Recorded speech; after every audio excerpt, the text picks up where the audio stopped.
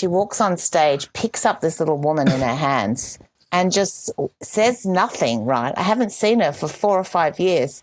She carries her out of the room above the crowd and everyone cheers and we just have the best gig. And that was how I reconnected with my lovely friend, Miriana Otini-Waka, at Woodford Festival. What a moment. Like a giant, sparkly Maori angel.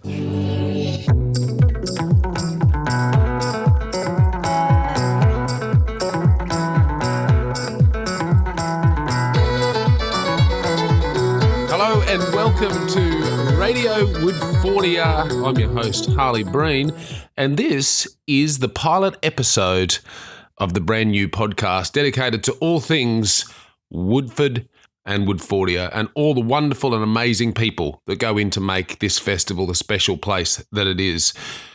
Fun fact, the largest gathering of musicians and artists in Australia. I've been going to the festival since 2007. I have since made 4 human beings with the help of other people, one of which was made at the festival. But that's another story for another time. On this episode, I have a yarn with a great mate of mine, another stand-up comedian, and absolute bona fide Woodford tragic, Mandy Nolan. For those who don't know, Mandy, recently she ran as a Greens member in the federal election. She has been a comedian for many, many years and has been attending the Woodford Folk Festival since before it was even called the Woodford Folk Festival. In the days that it was at the Maleny site, which began in 1987, Mandy Nolan attended, as you'll hear in this short interview as I sit down with her, the very second of those, which was 1988.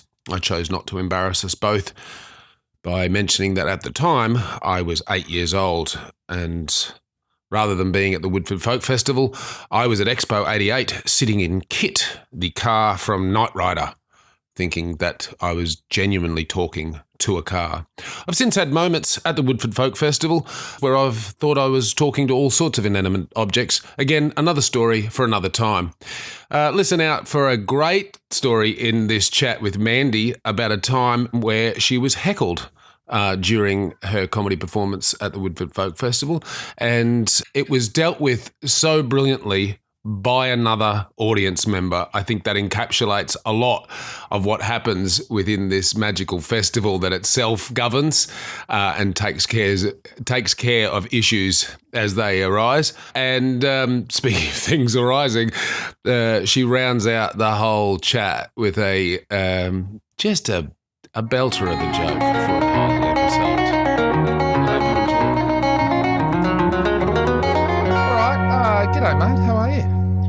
Oh, I'm pretty good, actually. It's a beautiful kind of, those wintry days where your nose is cold but the sun's out. It's kind of beautiful. Oh, the best kind of winter. Absolutely. Yeah, and exactly. And also for the listener, I'm coming out of Manjin, Brisbane, and you are down in Northern Rivers, Mullumbimby.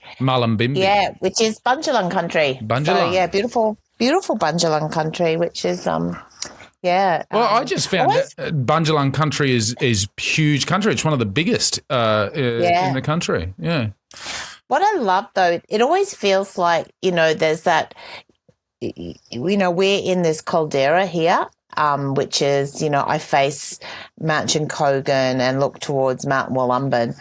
And, where Woodford is, there's also it's got that extraordinary mountain range around, there as well. It feels like there's something quite potent about being in mountain valleys. I couldn't agree more, and I am really deeply Mountain Valley kind of focused. You're a Mountain Valley man. Well, I don't know why, because it's my energy feels better whenever I'm in mountainous valley kind of places. But I was born in Kingaroy in Queensland, which is not super mountainous at all. And then most of my upbringing was in Bundaberg, which is just flat as a tack. It's got one sort of nipple of a hill called the Hummock. But I'm happiest in that area. I think it's one of the It is really good, and I know that too. Did you know that I was born in Kingaroy as well? Have we had that conversation? I don't think we have. That's ridiculous. I don't think we've. I know. I went. Oh no! Here we go. No, I was born in the Kingaroy Hospital. I was born in the Kingaroy Hospital. And the reason that we were in Kingaroy, my family's not from there, was my father was working in the Kingaroy Hospital as a radiographer at the time. Ah, my father was just a pisshead that lived in the town nearby. He probably, if he'd made it through, he would have radiographed his broken bones from time to time. No, I was very much from that region. But anyway, there you go. Well, we have that intersections. We have that in common, and we also have being prolific breeders in common. Yeah.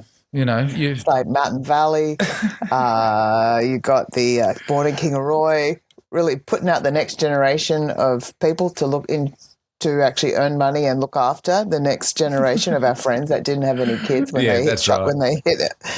Nursing homes. Yeah. And we're both lovers of Woodford. Mate, thank you for that segue. It was in my head, but just that's the reason that such a professional like yourself has been brought on this this pilot of the podcast. I do love it. Like, I'm obsessed about it, but this is not going to be about me and my story and why I do. Like the volume of children that you beat me on, because you've got 5 to my 4, you also beat me on the amount of years of service to the Woodford Folk Festival. Talk us through, I guess, a little snapshot of the start for you. I think I probably beat you on the years of service because I'm older too. So I first started going. Yeah, there's a little bit of that. Although you could have started going as baby. I started going to about the first or second of the Maleny festivals when it was still held at the Maleny Showgrounds. And I do remember my first Maleny festival because I was performing there, and the idea of it hadn't occurred to me that you needed to take a tent. I was like 24 or something. So we literally rocked up, did the show, and then we just slept on the grass beside the car. And I just remember having to get drunk enough that I could pass out comfortably on the grass. But you know that feeling when you wake up when you're covered in dew, yes, damp, yes, and there's that. So I remember that really distinctly, the first time, and then I thought, I think you've got to have equipment. Yes. It hadn't occurred to me to have camping equipment because I was used to being put up at a hotel. Well, I've had to learn all that myself too throughout my life, not just at Woodford. Fortunately, I'd learnt some lessons before Woodford, but because my father, unlike yours, who you say was a pisshead from the neighbouring town, my father left being a radiographer to become a preacher, and with the greatest affection, I say this about my old man, who's a great man, he wouldn't know what end of the hammer to hold in terms of being an outdoorsy, practical man. And so I've had moments where I too have woken up just in a field with rain on the face. And I love that. Yeah. I love that you're son of a preacher man and a radiographer. Yeah, it's kind of great. Yeah, it's a good lineage to carry on. No, I did. I had this one great memory I had of. I think it's when we just moved to Woodford. So I was part of that. I remember when I knew they had to leave and they'd decided for that kind of, I guess it's legacy planning of having to move on because the festival was getting too big for Maleny, and I think Maleny was like, come on, you've got to get your own site now. We can't do this. And I couldn't conceive at the time of how it could go on in Woodford because I grew up in Queensland. I knew Woodford, and Woodford at the time was a very parochial country town that didn't have the counterculture values and feeling that Maleny had. So I went, how can you take this amazing hippie festival born out of a counterculture town like Maleny and put it somewhere that doesn't have the same values, etc.? Yes. So I was really concerned that they were going to be able to maintain the spirit of the festival, because it felt at the time that the location, and it was a place-based event, and it really grew out of that location. So, and the first year at Woodford, I have to say, was brutal because there was no trees and the site was bare. It had been excavated and they'd started to put the framework in. So it was, I can't even remember what was on, but I remember being there and performing. I had a tent then, I think, but still thinking, how are they going to do this? Like, how are they going to manage to create the spirit of Maleny? So I think for a lot of people, there was that sort of sense, because Woodford felt like more of a redneck town. Sure. Than Maleny. Yeah. And I think what was really extraordinary was the very short amount of time that they managed to create probably the best festival venue in the country, beautifully. They replanted trees, and, I've been to a few of the planting festivals. They engaged the the festival attendees in being part of, lovingly grow a site, that was sustainable, that was built for these magical pop-up events. And it didn't matter what Woodford was or what Maleny was, because the Woodford Festival was its own entity. And by growing that community on that site and growing that site to show other festival promoters and people what it looked like to create an event-specific site just for festivals, it had an amazing effect on that entire region, in the sense there were like ripples of counterculture and music and coolness that gently kind of nudged into the actual township of Woodford without really impacting its identity too much. I really feel like the Woodford Festival site, I couldn't see it happening myself at the time. I guess I was young and I didn't have anything to measure it to, and I thought the move was going to kill it. And within 2 years, the festival site was actually really good. Like 2 to 3 years, the trees had grown, the toilets were there, you could have a shower, and the vibe was happening. So yeah. That was quite remarkable. I guess, too, that really points to something that I've had a long-held belief in, that with the exception of my love for the mountainous valley regions and all of that, and the feeling that I get on land, and that there's a real sense of feeling on certain land, that it doesn't really matter where you are. If you're with the right people, you're going to have a great time.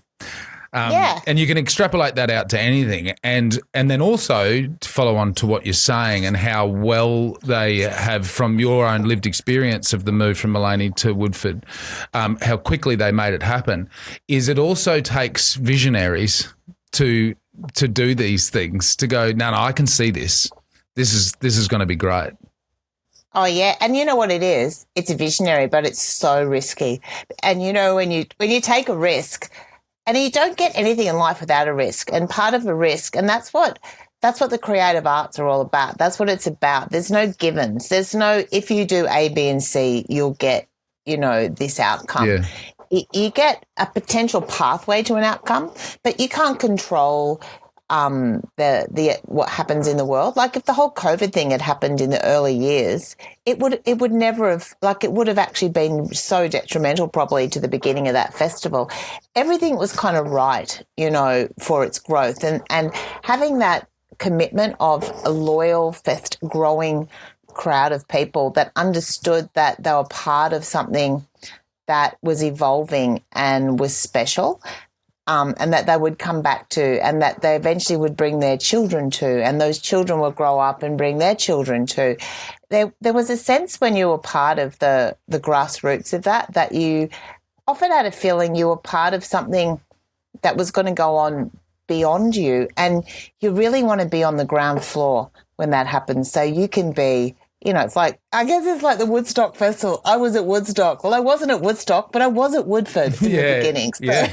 and every time I hear of somebody that has your lineage connection with this festival, I feel a sense of awe for it and severe jealousy, because I just wasn't within a world at that time when it started, and I was young. I would have been around 10 years old, but I wasn't in a world that had any idea that this thing was going on, and I know that I would have loved it just because of my reluctance the first time that the festival sort of came across my radar. And would you like to come and do comedy there? I was like, absolutely not. What are you talking about?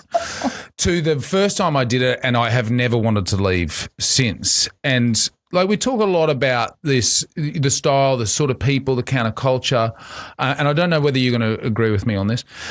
I just feel like, with the exception of very few, it really is a festival for everyone. Like, it is, there's so much. I think there's a perception of Woodford, and certainly a lived experience like yours and mine, and that some people in the outside world that don't know about it might go, oh no, that's not really for me. I genuinely think there is everything there that you could want. Yeah, and I don't think it's what people like. I often have people that like, oh no, and I'm like, I don't think it's what people think it is. Like, and that's kind of for me, it's like it always feels like you've gone overseas or you've gone on this holiday, except instead of going to another country, you've gone to like a kind of utopia where you're finally, for someone like myself, I have strong lefty values. I care about peace. I care about the environment. I love music. I'm a bit of a badass. And suddenly I'm with my people. Yeah. I'm with all the people that are really similar to me, and I don't feel like it's a festival full of people that are probably black sheep to a certain extent. Like, and you're suddenly in your community of people that love dancing, and that it's just joyous. And it's like, oh my God, is this what it looks like when you live in a society without branded Coca-Cola signs, and where people organic food and really, I mean, the program there was diverse before people even said the word diverse. They didn't have to be told what kind of multi-generational, multicultural, inclusive festival was. They just did it. And I think that's what always made it really special. And I loved that feeling of just being in this, this is what the world should be like. It should be like the Woodford Festival every day. And you know what? I'll tell you one thing. If you don't like getting your feet dirty, there's a bit of dirt.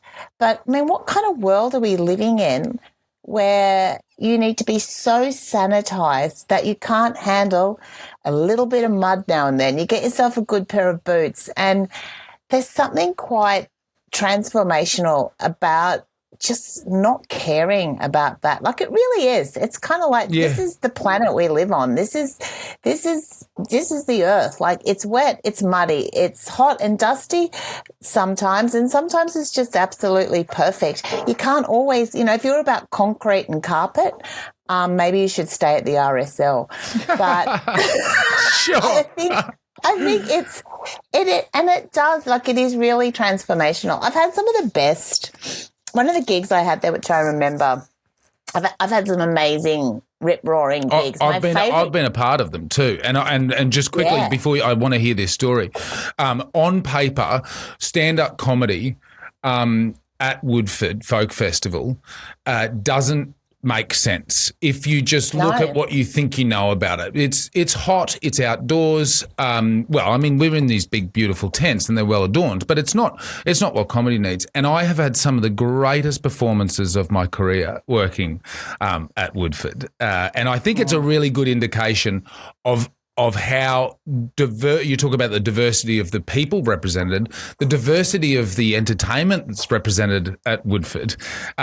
It's more than a music festival, and everything works, and there are these great moments. And I'd love to hear some of your favourites. I think you're absolutely right. But with comedians, what's really interesting is you can't bring the same game to Woodford that you take to absolutely not. And I've seen comics make a really big mistake of going, I'll just take my inner city club game to the festival, and you're going, you just got that so wrong. Yeah. You have this amazing chance as a performer to really expand your performance, to really to be loose, to reach out, to touch on themes that you don't usually touch on, to really engage with people in this loving, generous, chaotic, insane way. Yeah. And if you can step forward into that, you'll have the best gigs of your life. But if that frightens you, you won't be able to do it, and the audience will just kind of, they won't yell at you. They'll just look at you and go, oh, that's a shame. Also, as totally, as a slight negative here, the opposite can happen, where you can try some stuff, like you said, and engage with Woodford and the whole vibe of the thing that's happening, and have these incredible moments. And then you try and take that back into the inner city club. They're like, what the hell are you talking about? You're like, man. Yeah, you just tripped over your face. So that happened. I remember one of my best gigs I've ever done in my life. It was like a 40-degree day, and I wasn't on this show till midnight, and I think I had heat stroke. So I actually passed out under the table backstage, like fully heat stroked out. And then the next thing I heard was Mandy Nolan, and I'm like, oh, I woke up, hit my head on the table, and like walked out and had to do like a feature set. I don't know what I was so, that weird thing where you're so lucid that I don't know what I said. I didn't do any material. I just kind of I ripped it apart, and I'm like, I was like in that weird half sleep thing, and then I just walked off. And I went, I wish I'd recorded that, because I'll never do that show again. But that was my favorite. My other favorite, it was really early days, and I was probably I was on stage, and I used to live in Canberra for a while, and I'd made friends with this really great woman. I have this lovely friend called Miriana Otenewaka, who's she's this powerhouse of a Maori woman. And I'd lost sight of her for years, and she'd disappeared. This is what happens at Woodford too. I'm on stage, and I was performing in a duo at that time, a comedy duo with another woman, and there's one of the worst things can happen. But there was a drunk heckler. Hardly ever happened, but it was a drunk woman. Yeah, that's very rare at Woodford. I know, but it was weird, but a drunk woman. And as you know, dealing with drunk women is really hard. And, of course, there's no bouncers. Well, yeah, I say, like, my favourite audience by far is when it's the majority of them are middle-aged women. My least favourite is when the majority of them are drunk middle-aged women. Because, there's nothing you can do, especially as a man. There's like, what am I going to do here? And it was really horrible, because I was going, show was going so well, and then she was kind of doing it like it was horrible. And then I just like going, oh, what are we going to do? And she got up on stage, this woman, and I see my friend who is coming through the crowd. I haven't seen her for years. She's a big woman with a glittery shirt on. She walks on stage, picks up this little woman in her hands, and just says nothing, right? I haven't seen her for 4 or 5 years. She carries her out of the room above the crowd, and everyone cheers, and we just have the best gig. And that was how I reconnected with my lovely friend, Miriana Oteniwaka, at Woodford Festival. What a moment. Like a giant, sparkly Maori angel. It was amazing. Yeah. That's like one of I've my got a note on my you dropped out a heap in that story, but I loved it, and I reckon it'll be fine from your end. But I do have a note on my screen that says Mandy has Riverside open in other tabs. Do you want to just check, and we'll see if that'll stop it? I'm just going to close that on my screen. Let me try. But that story was great, because it at least got I have to make sure that I don't close the tab that I'm in. That's all right. Okay, close. We've been going for about 24 minutes, and I reckon about 16 of this will all be in. So that's great timing. Okay, this one's telling me to keep this open until the thing's done. So that's good. That's good. I think that's it. Is that right? Yeah. Yeah. Yeah, that's good. Okay. All right.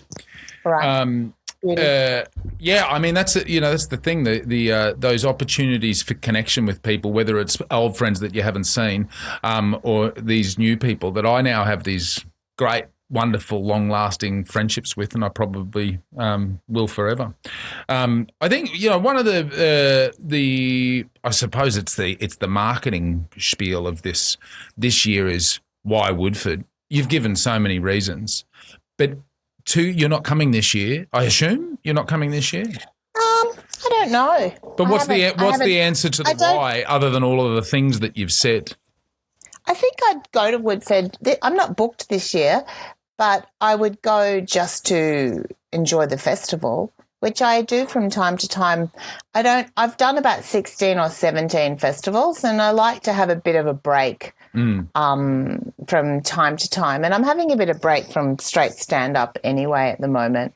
I think you go to Woodford because you want to it's all about discovery, and I think discovery is the most exciting part of being someone who loves music, who loves the arts, is get outside of what you know and get in a place where you'll find something new and different. Like, I've discovered the most incredible artists, being at Woodford, and heard conversations I love the conversation tent. I'll go sit there for ages. And, I did meet fabulous Spencer, who is Spencer Hitchin. Oh, I've interviewed him a couple of times. Love him. Absolutely wonderful kid. And we've developed a really nice friendship with him and his family. And I was working with a similar Wallam Heathland protest where I am. So because I'd been at Woodford, I'd seen him give a 45-minute keynote as a 12-year-old kid. He was insanely good. And I went, I'm going to get in contact with him and see if he'll come up and do one for my community, because I think if a kid can't cut through on environmental messaging like that, then people's got to have hearts of stone. And I actually, because I took that conversation and then he formed a relationship then with people in this community. So it kind of grows. There's something about, you learn things there. It's not just a festival. It broadens your mind. Like you can do yoga, you can do mask making, you can be part of the lantern parade, you can, go for a swim when it's hot, you can dance, you can get drunk, you can be sober, you can be all those things, but you can also have really important conversations about the world and about politics, and probably the conversations that most spaces in your life don't have the courage to have, or they're so controlled by the mass media, you don't get the information, or you don't have these kind of conversations in the way that you should. So I really appreciate a space to have those conversations and to have it in a space where there's music and art, that stories, because it's all about storytelling for me. Yeah. Storytelling is key. And it's how First Nations people, the oldest culture on the planet, have maintained cultural integrity through storytelling and through art and culture, because in Western culture we put it on the side and call it entertainment. In First Nation culture, it is the key way to hold knowledge and pass it on. And in a way, that's what festivals kind of do. Yeah, it's enjoyment and it's entertainment and connection, but it's also opening up this kind of part of you that connects with your community and has important conversations and learns as well. So, maybe there's a little bit of that happening as well. So I kind of like the idea of actually moving art and music and culture and conversation and politics all together, and not just having it as a thing called entertainment, but having it as this experience.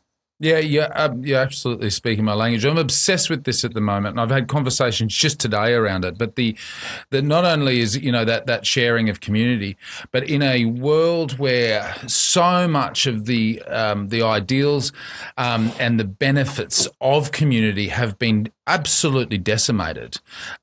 Woodford has it creates this community that for a lot of people it extends year long, but for some people that's the 6 days of a recharge where they get there, and it just you never see a town just pop up out of a valley for 6 days and be so unbelievably connected and unified. And it's because of that community spirit. I had I don't want to, again, go too much in my own story, but I had an injury at last year's Woodford on a congenital back issue that I have, and was really hurt.